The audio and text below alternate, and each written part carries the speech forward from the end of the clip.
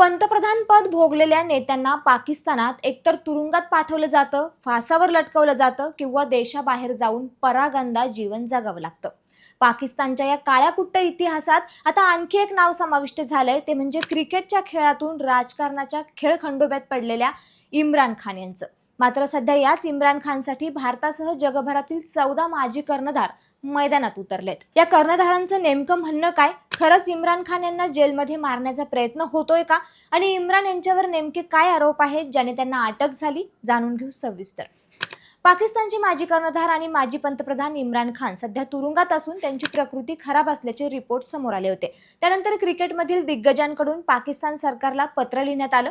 14 माजी कर्णधारांनी पाकिस्तान सरकारला एक पत्र लिहिलंय, ज्यामध्ये कपिल देव, सुनील गावस्कर यांच्यासह बेलिंडा क्लार्क, गेग Chappell, Michael Atherton, Nasser Hussain, Ian Chappell, Michael Brearley, Allan Border, David Gower, Kim Hughes, Clive Lloyd, Steve Waugh आणि जॉन राईट यांनी इम्रान खान यांच्यावर तुरुंगात योग्य प्रकारे उपचार करण्यात यावेत अशी मागणी पाकिस्तानचे पंतप्रधान शहबाज शरीफ यांच्याकडे केली आहे. हे पत्र लिहिण्याचं कारण म्हणजे इम्रान खान एक क्रिकेटर होते एवढंच नाही, तर इम्रान खान यांनी क्रीडा क्षेत्रात दिलेल्या योगदानाबद्दल संपूर्ण जगात त्यांचं कौतुक केलं जातं. कॅप्टन म्हणून त्यांनी पाकिस्तानला 1992च्या वर्ल्ड कपमध्ये विजय मिळवून दिला होता.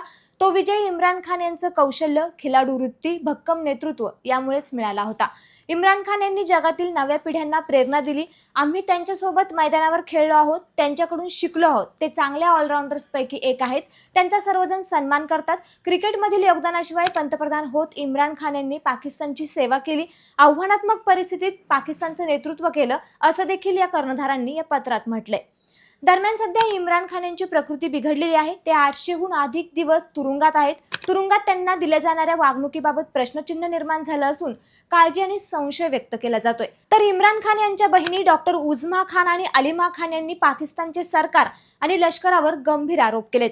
खान यांच्या हत्येचा कट रचला जात असल्याचा आरोप त्यांनी केलाय. पत्रकार परिषदेदरम्यान त्यांनी लष्कर प्रमुख फील्ड मार्शल असीम मुनीर आणि गृहमंत्री पीसीबी प्रमुख मोहसिन नक्वी यांची नावं घेत या जीवघेण्या कटात त्यांचा सहभाग असल्याचंही म्हटलं आहे. मात्र आता जाणून घेऊ इम्रान खान यांना अटक नेमकी कोणत्या आरोपांखाली झालीय. हे प्रकरण अल कादिर ट्रस्ट या एका विद्यापीठाशी संबंधित आहे.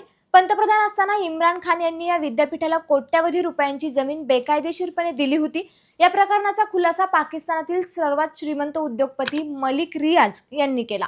इम्रान आणि त्यांची पत्नी बुशरा बीबी यांनी त्यांना धमकावून कोट्यावधी रुपयांची जमीन त्यांच्या नावावर करून घेतल्याचा आरोप मलिक रियाज यांनी केला. त्यानंतर पाकिस्तानी रेंजर्सनी इम्रान खान यांना अटक केली होती. मात्र इम्रान खान यांच्या पक्षाच्या नेत्या मुसरत चिमा यांनी ट्विट करून दावा केला होता की ते इम्रान खान यांचा छळ करत आहेत. त्यामुळे क्रिकेटच्या खेळातून राजकारणाच्या खेळखंडोब्यात पडलेल्या इम्रान खान यांचं पुढे काय होणार या प्रश्नाचं उत्तर येणारा काळच देईल. तर मंडळी, इम्रान खान यांच्या अटकेबाबत तसेच त्यांच्या बहिणींच्या आरोपांबाबत तुम्हाला काय वाटतं आम्हाला कमेंट करून नक्की कळवा. आणि असेच नवनवीन माहितीपूर्ण व्हिडिओ पाहण्यासाठी लेट्सअप मराठीला नक्की फॉलो करा. धन्यवाद.